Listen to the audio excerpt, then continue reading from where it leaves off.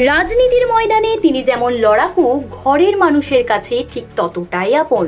কিন্তু আজকের সকালটা ছিল একটু অন্যরকম।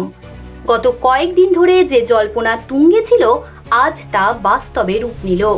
ঘড়ির কাঁটা যখন ঠিক 11:15, কালীঘাটের সেই পরিচিত গলি থেকে দৃপ্ত পায়ে বেরিয়ে এলেন তিনি। কোনো লটবহর নেই, নেই কোনো বিলাসবহুল গাড়ির কনভয়, শুধু দু পায়ে ভর দিয়ে মাইল ফলক ছোঁয়ার জেদ। জনসমুদ্রের গর্জন আর জয় বাংলা স্লোগানে কেঁপে উঠল আলিপুরের চত্বর। ভবানীপুরের ঘরের মেয়ে কি তবে 21-এর স্মৃতি ফিরিয়ে 26-এও জয়ের হ্যাট্রিক করতে তৈরি? হাই ভোল্টেজ এই কেন্দ্র থেকে আজ মনোনয়ন জমা দিয়ে বাংলার রাজনীতিতে এক নতুন কম্পন ধরিয়ে দিলেন তৃণমূল নেত্রী মমতা বন্দ্যোপাধ্যায়। বুধবারের তপ্ত রোদেও আলিপুর সার্ভে বিল্ডিং এর রাস্তা তখন লোকে লোকারণ্য।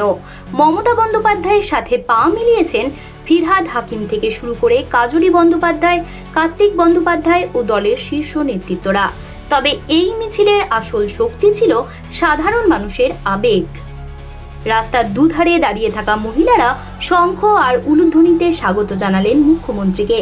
বহুত্ববাদী সংস্কৃতির প্রতিফলন ঘটিয়ে এবারের মনোনয়নপত্রে প্রস্তাবক হিসেবেও ছিল চমক, যেখানে ইসমত হাকিম থেকে শুরু করে নিসপাল সিং রানের মতো ভিন্ন ভাষা ও ধর্মের মানুষরা সই করেছেন, যা ভবানীপুরের মিনি ইন্ডিয়া ভাবমূর্তিকে আরও একবার তুলে ধরল।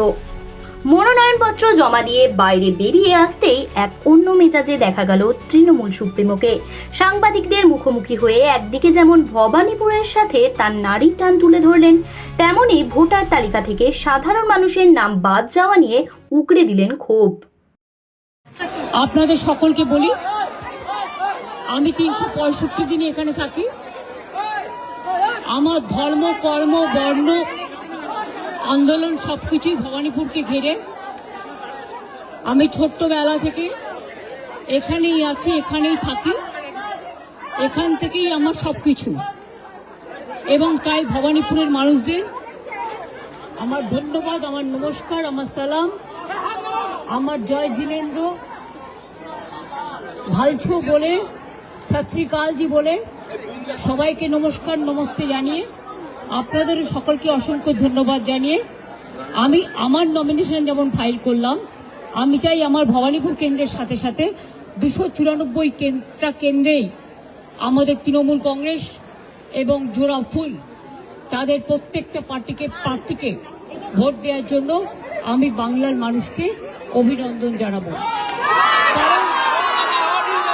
কারণ সরকার আমরাই গড়ব। আমাকে আজকেও প্রোগ্রামে যেতে হবে, এখান থেকে বেরিয়ে আমি বাড়ি হয়ে আরামবাগ, গোঘাটের ওখানে প্রোগ্রাম আছে, বলাগড় পান্ডুয়ার ওখানে প্রোগ্রাম আছে, দুটো একসাথে, মানে বর্ডারে শ্রীরামপুরেও প্রোগ্রাম আছে। আমি করে ফিরবো, কালকে আবার প্রোগ্রাম আছে, রেগুলার আছে, এখন চলছে, চলবে, কোনো অসুবিধা নেই। আপনারা সকলে ভালো থাকুন, গরমে শরীরে যত্ন নেবেন এবং ঝড় জল বর্ষা সব কিছুই থাকবে, সকলে তার মধ্যে ভালো থাকবেন, সুস্থ থাকবেন, সুন্দর থাকবেন। সকলের জন্য অনেক অনেক শুভনন্দন, শুভ কামনা। আমি মনে দুঃখ নিয়ে করছি, কারণ এত নাম বাদ দিয়েছে মানুষের। আমরা এখনো বলবো, এটা সুপ্রিম কোর্টেরই অর্ডার ছিল। 32 লক্ষ নাম উঠেছে 1,20,00,000-এর মধ্যে, সেটাও আমার কোর্টে কেস করার জন্য। বাদ বাকি 58 লাখ খোলাই হয়নি, তার মধ্যে কিছু বাদ হতে পারে যারা ডুপ্লিকেট ভোটার বা মৃত ভোটার। বাদ বাকি এমনকি অ্যাডজুডিকেশনে যে 27 লাখ কয়েক হাজার বাকি আছে, 50,000, 60,000-এর মতো, তাদের ভোটাধিকার দেওয়া উচিত বলে আমি মনে করি। পরে নাম তুলে কি হবে? তারা তো ভোটটা দিতে পারবে না। সুতরাং এটা তো সুপ্রিম কোর্টেরই অর্ডার ছিল, যারা অ্যাডজুডিকেশন আছে তারা জেনুইন ভোটার এবং তাদের ভোটটা তোলা উচিত। এটা সুপ্রিম কোর্টই বলেছিল যে তারা ট্রিব্যুনালে বাদ বাকি লোকেরা যাবেন এবং ট্রিব্যুনালে সেটেলড হবে। তাহলে ফ্রোজেন করে দেওয়ার মানেটা কি? এটা আমার মাথায় ঢুকছে না।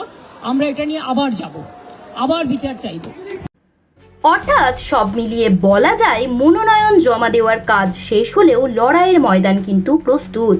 মমতা বন্দ্যোপাধ্যায় জানিয়ে দিয়েছেন, এখন থেকে রোজই তার কর্মসূচি থাকবে উন্নয়ন আজ ঘরে ঘরে, ঘরের মেয়ে ভবানীপুরে।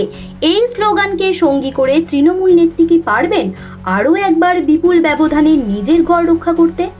এই সব প্রশ্নের উত্তর মিলবে ভোটের ফলাফলে। জ্যোতি সরকারের রিপোর্ট, হেডলাইন্স কলকাতা। আনন্দ আর ভালোবাসার দীপ্তিতে গড়া সমুজ্জ্বল পরমা, ঠিক তোমারই মতো। শ্যাম সুন্দর কোম্পানি জুয়েলার্স, আগরতলা, উদয়পুর, ধর্মনগর, কলকাতা।